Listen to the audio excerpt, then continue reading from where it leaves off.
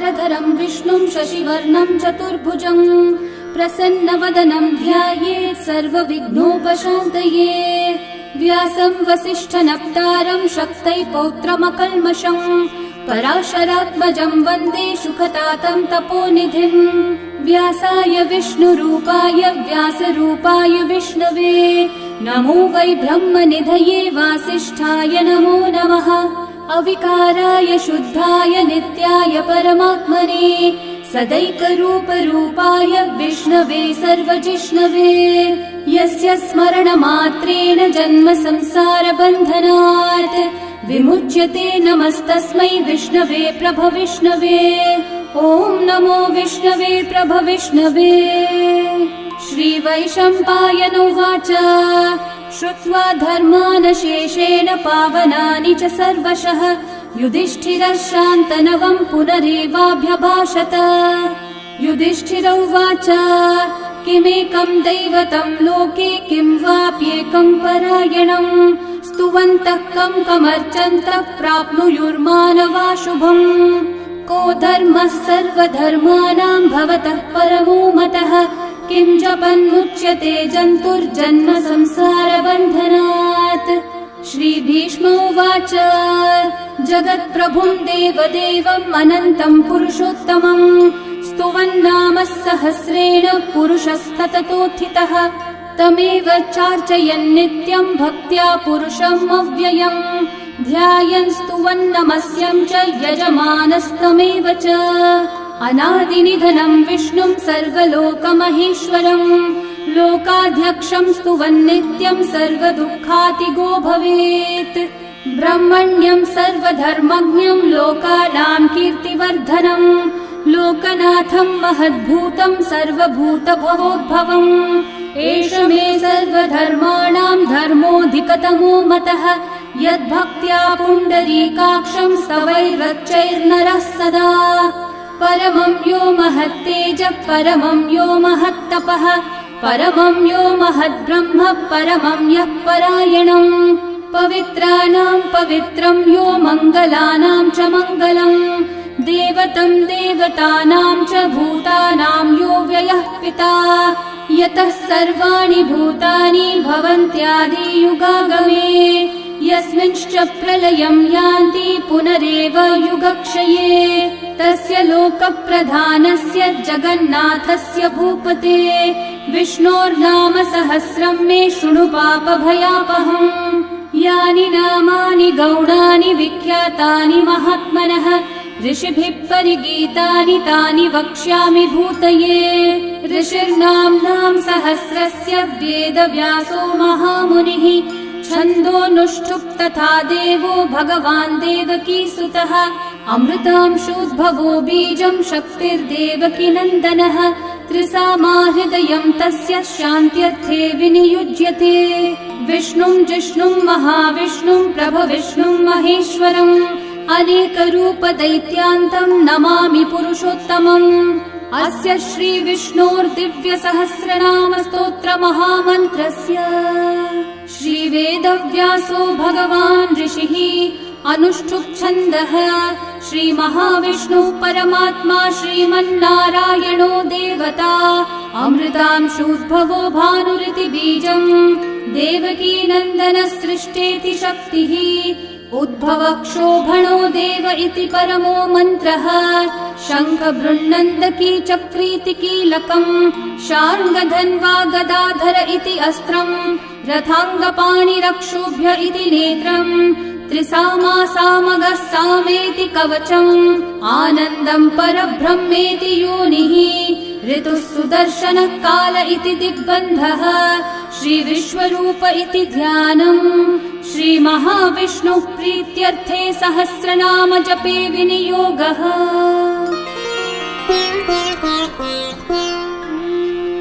ध्यानम् क्षीरोधन्वत्प्रदेशे शुचिमणिविलसत्सैकते मौक्तिकानाम् माला क्लृप्तासनस्थस्फटिकमणिनिभैर्मौक्तिकैर्मण्डिताङ्गः शुभ्रैरभ्रैरतभ्रैरुपरि विरचितैर्मुक्तपीयूषवर्षैः आनन्देन पुनीयादरिनलिनगदा शङ्खपाणिर्मुकुन्दः भुवपादौ यस्य नाभिर्वियदसुरनिलश्चन्द्रसूर्यौ च नेत्रे कर्णावाशाशिरौ द्योर्मुखमपि दहनो यस्य वास्तेयमब्धिः अन्तस्थं यस्य विश्वं सुरनरखगो भोगि गन्धर्वदैत्यैः चित्रं रम्यते तं त्रिभुवन विपुषं विष्णुमीशं नमामि।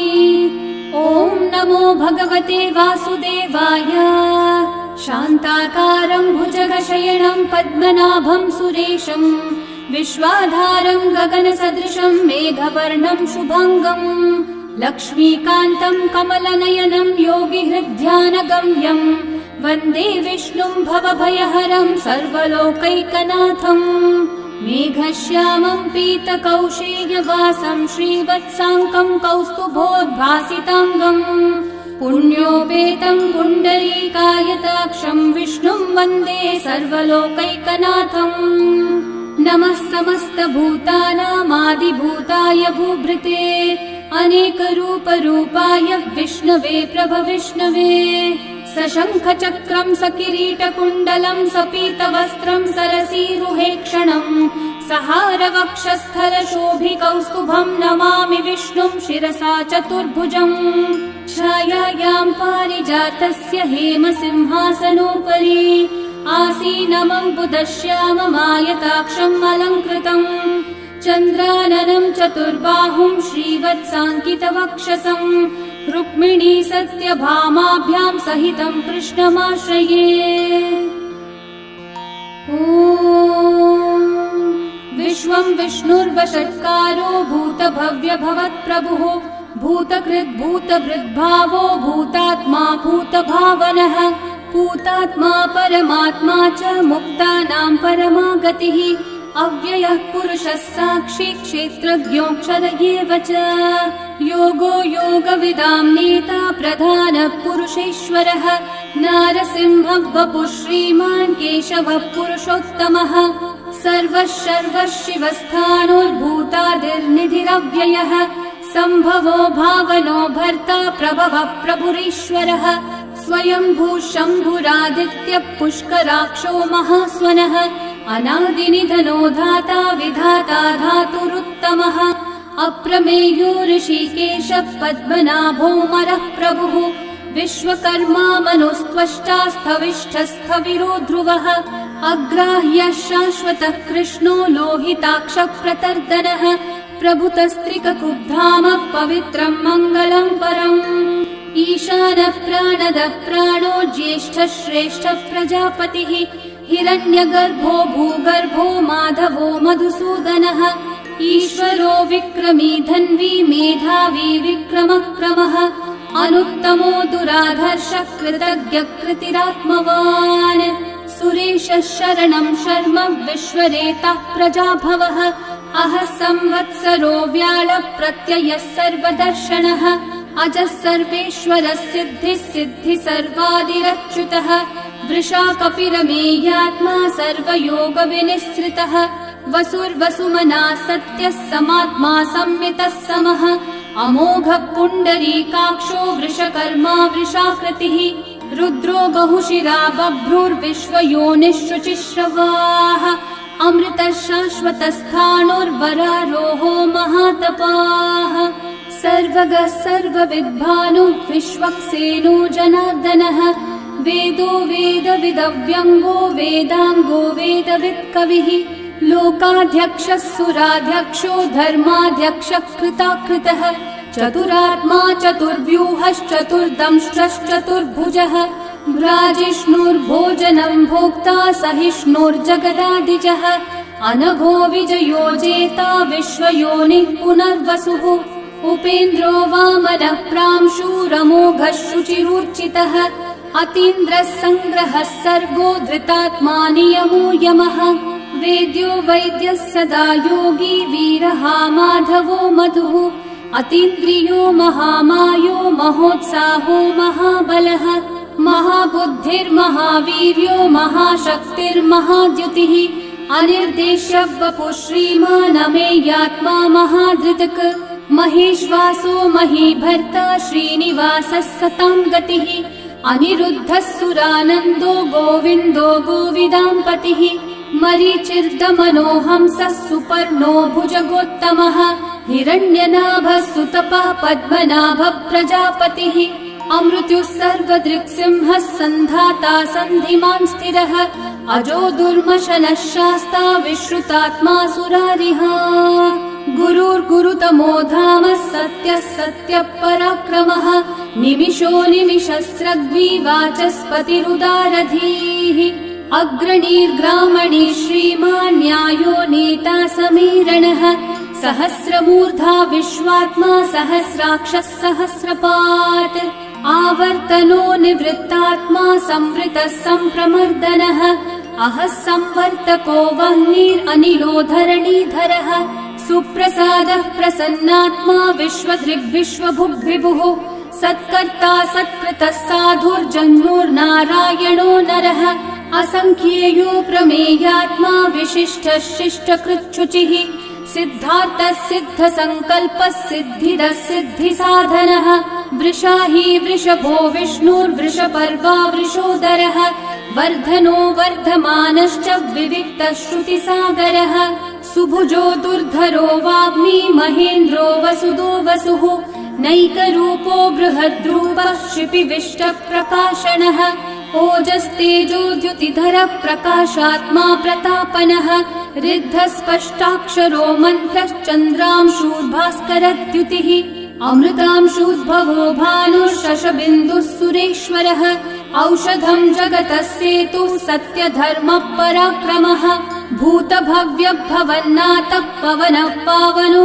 नलः कामः कामकृत्कान्तः कामः कामप्रदः प्रभुः युगादिकृद्युगावर्तो नैकमायो महाशनः अदृश्यो व्यक्तरूपश्च सहस्रजिदनन्तजित् इष्टो विशिष्टशिष्टेष्ठः शिखण्डी नहुषो वृषः क्रोधः क्रोधकृत्कर्ता विश्वबाहुर्महीधरः अच्युतः प्रथितः प्राणः प्राणदो वासवानुजः अपान्निधिरधिष्ठानम् अप्रमत्तः प्रतिष्ठितः स्कन्दस्कन्दद्धरो धुर्यो वरदो वायुवाहनः वासुदेवो बृहद्भानुरादिदेवः पुरन्दरः अशोकस्थारणस्थारः शूरः शौरिर्जनेश्वरः अनुकूलः शतावर्तः पद्मी पद्मनिभीक्षणः पद्मनाभोरविन्दाक्षः पद्मगर्भः शरीरभृत् महर्धिरिग्धो वृद्धात्मा महाक्षो गरुडध्वजः अतुलः शरभो भीमः समयज्ञो हविर्हरिः सर्वलक्षणलक्षण्यो लक्ष्मीवान् समितिञ्जयः विक्षरो रोहितो मार्गो हेतुर्दामोदरः सहः महीधरो महाभागो वेगवानमिताशनः उद्भवक्षोभणो देवः श्रीगर्भः परमेश्वरः करणं कारणं कर्ता विकर्ता गहनो गुहः व्यवसायो व्यवस्थानः संस्थानस्थानदो ध्रुवः परर्धि परमस्पष्टः तुष्टः पुष्टः शुभेक्षणः रामो विरामो विरतो मार्गो नेयो नयो नयः वीरशक्तिमतां श्रेष्ठा धर्मो धर्मविदुत्तमः वैकुण्ठः पुरुषः प्राणः प्राणदः प्रणवपृथुः हिरण्यगर्भः शत्रुघ्नो व्याप्तो वायुरधोक्षजः ऋतुः सुदर्शनः कालः परमेष्ठी परिग्रहः उग्रः संवत्सरो दक्षो विश्रामो विश्वदक्षिणः विस्तारस्थावरस्थाणु प्रमाणं बीजमव्ययम् अर्थोऽनर्थो महाकोशो महाभोगो महाधनः अनिर्विण्णस्थविष्ठो भूर्धर्मयूपो महामखः नक्षत्रनेमिर्नक्षत्री क्षामः क्षामः समीहनः यज्ञयुज्यो महेज्यश्च क्रतुः सत्रं सताङ्गतिः सर्वदर्शी विमुक्तात्मा सर्वज्ञो ज्ञानमुत्तमम् सुव्रतः सुमुखः सूक्ष्मः सुघोषः सुखदः सुहृत् मनोहरो जितक्रोधो वीरबाहुर्विदारणः स्वापनः स्ववशो व्यापी नैकात्मा नैककर्मकृत् वत्सरो वत्सलो वत्सी रत्नगर्भो धनेश्वरः धर्मकृद्धर्मी सदसक्षरमक्षरम् अविज्ञाता सहस्रांशूर्विधाता कृतलक्षणः गभस्तिनेमि सत्त्वस्थः सिंहो भूतमहेश्वरः आदिदेवो महादेवो देवेशो देवभृद्गुरुः उत्तरो गोपतिर्गोप्ता ज्ञानगम्यः पुरातनः शरीरभूतभृद्भोक्ता कपीन्द्रो भूरि दक्षिणः सोमपोऽमृतपः सोमः पुरुजित्पुरुसत्तमः विनयोजयः सत्यसन्धो दाशारः सात्वतां पतिः जीवो विनयिता साक्षी मुकुन्दोऽमितविक्रमः अम्भो निधिरनन्तात्मा महोदधिशयोऽन्तकः अजो महार्हः स्वाभाव्यो जितामित्रप्रमोदनः आनन्दो नन्दनो नन्दः सत्यधर्मा त्रिविक्रमः महर्षि कपिलाचार्य कृतज्ञो मेदिनीपतिः त्रिपदस्त्रिदशाध्यक्षो महाशृङ्गकृतान्तकृत् महावराहो गोविन्दः सुषेणः कनकाङ्गदी गुह्यो गभीरो गहनो गुप्तश्चक्रगदाधरः वेधास्वाङ्गोचितः कृष्णो दृढसङ्कर्षणोच्युतः वरुणो वारुणो वृक्षः पुष्कराक्षो महामनाः भगवान् भगहानन्दी वनमाली हलायुधः आदित्यो ज्योतिरादित्यः सहिष्णुर्गतिसत्तमः सुधन्वा खण्डपरशुर्दारुणो द्रविणप्रदः दिवस्पृक् सर्वदृग्व्यासो वाचस्पतिरयो निजः त्रिसामासामगः सामन्निर्वाणम् भेषजम्भिषक् सन्न्यासकृच्छमः शान्तो निष्ठा शान्तिपरायणम् शुभाङ्गः शान्तिदः सृष्टा कुमुदः कुवलेशयः गोहितो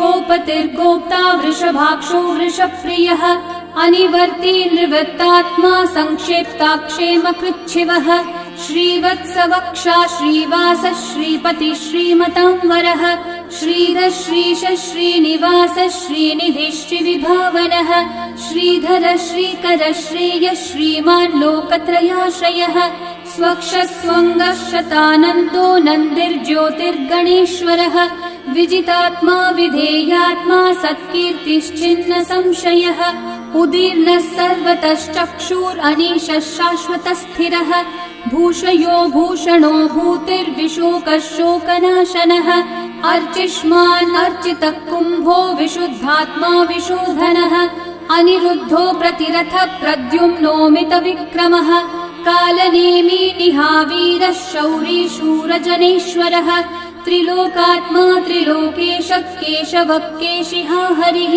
कामदेवः कामपालः कामिकान्तः कृतागमः अनिर्देश्य वपुर्विष्णु वीरोऽनन्तो धनञ्जयः ब्रह्मण्यो ब्रह्मकृद्ब्रह्मा ब्रह्म ब्रह्मविवर्धनः ब्रह्मविद् ब्राह्मणो ब्रह्मी ब्रह्मज्ञो ब्राह्मणप्रियः महाक्रमो महाकर्मा महातेजा महोरगः महाक्रतुर्महायज्वा महायज्ञो महाहविः स्तव्यस्तव प्रियस्तोत्रम् स्तुतिस्तोतारणप्रियः पूर्णपूरयिता पुण्यकीर्तिरणामयः मनोजवस्तीर्थकरो वसुरेता वसुप्रदः वसुप्रदो वासुदेवो वसुर्वसुमनाहविः सद्गति सत्कृति सत्ता सद्भूति सत्परायणः शूरसेनो यदुश्रेष्ठः सन्निवासः सुयामुनः भूता वासो वासुदेवः सर्वासु निलयो नलः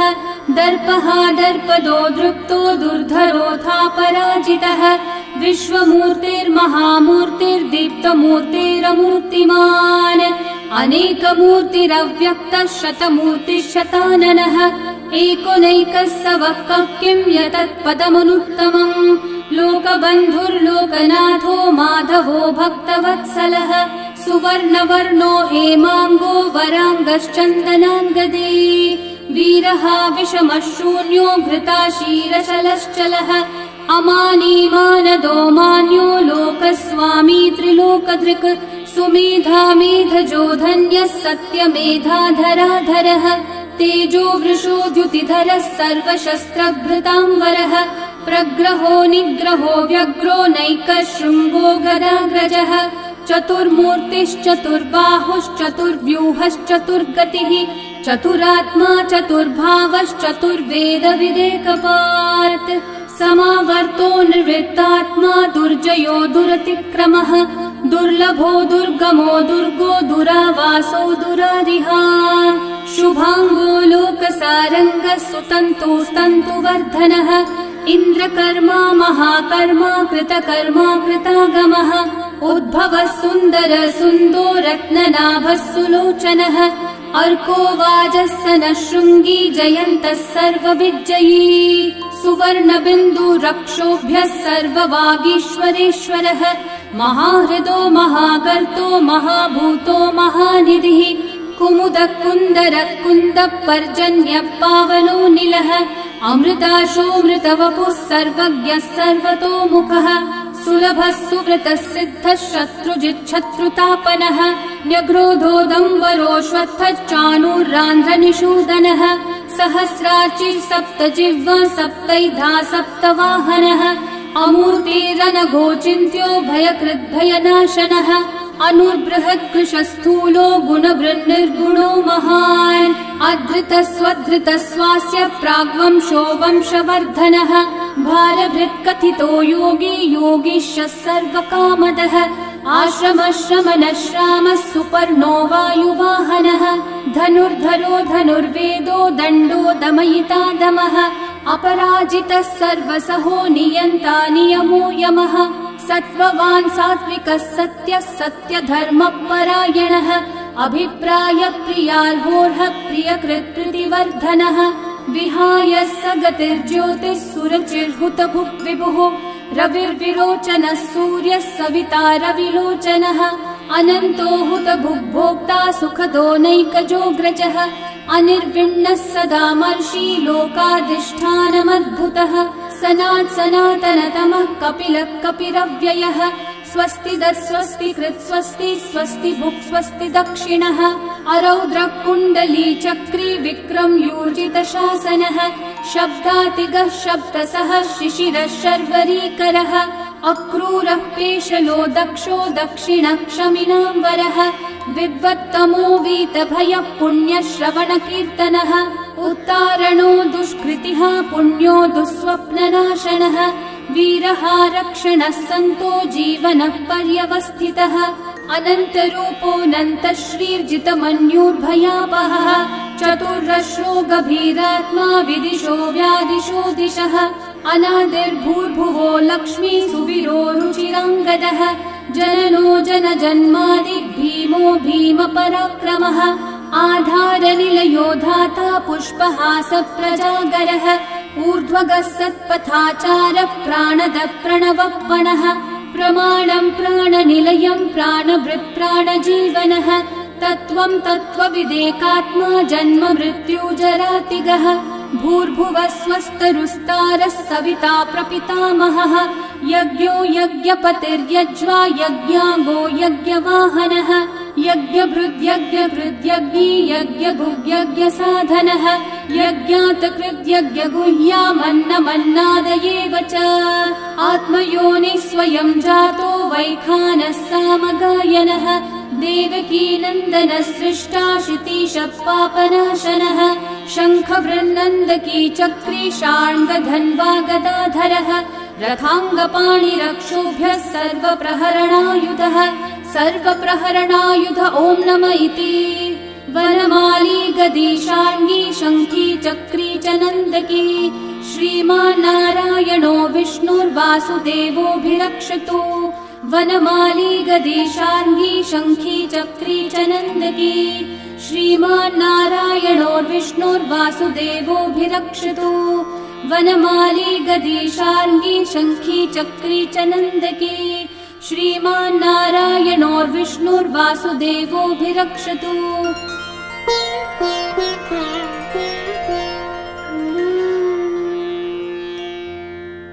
इतीदं कीर्तनीयस्य केशवस्य महात्मनः नाम्नां सहस्रं दिव्यानामशेषेण प्रकीर्तितम् य इदं शृणुयान् नित्यं यश्चापि परिकीर्तयेत् नाशुभं प्राप्नुयात् किञ्चित् सोमुत्रेह च मानवः वेदान्तगो ब्राह्मणः स्यात् क्षत्रियो विजयी भवेत् वैश्यो धनसमृद्धः स्यात्, शूद्रः सुखमवाप्नुयात्। धर्मार्थी प्राप्नुयात् धर्मम्, अर्थार्थी चार्थमाप्नुयात्। कामानवाप्नुयात् कामी, प्रजार्थी चाप्नुयात् प्रजाम्। भक्तिमान् यः सदोत्थाय, शुचिस्तद्गतमानसः, सहस्रं वासुदेवस्य नाम्नामेतत् प्रकीर्तये।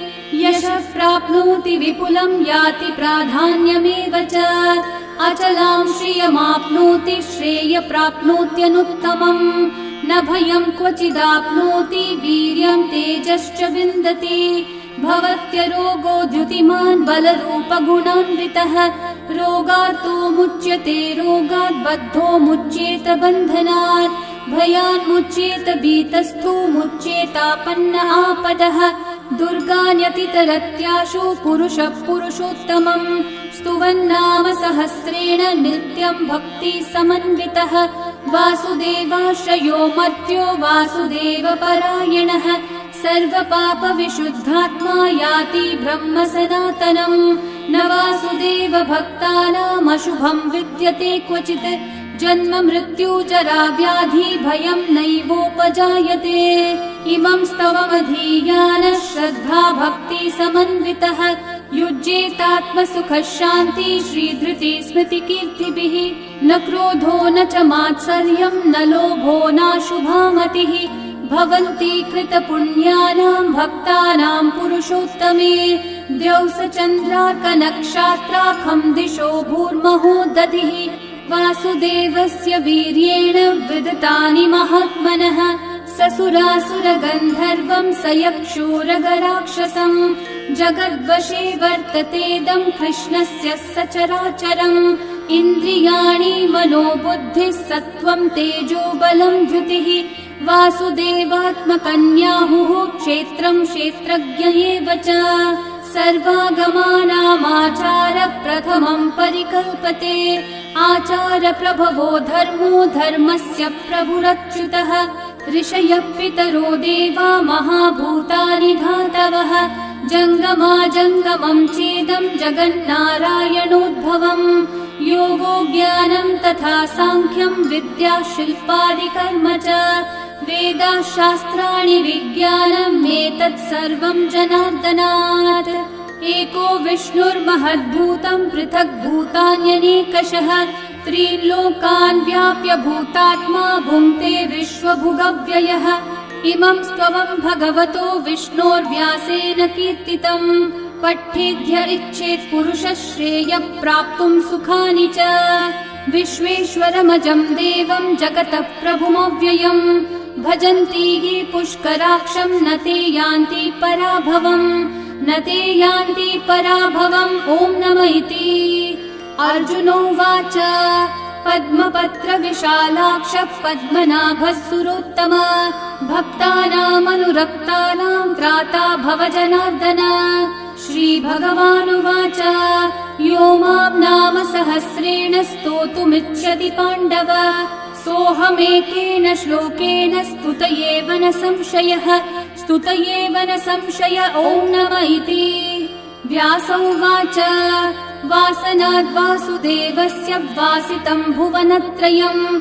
सर्वभूतनिवासोऽसि, वासुदेव नमोऽस्तु ते। श्रीवासुदेव नमोऽस्तु त। ॐ नमः इति।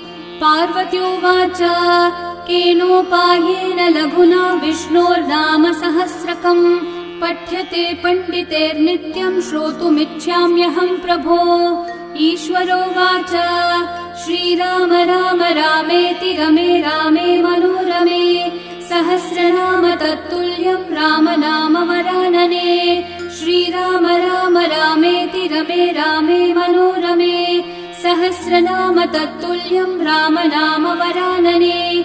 श्रीराम राम रामेति, रमे रामे मनोरमे। सहस्रनाम तत्तुल्यं, राम नाम वरानने।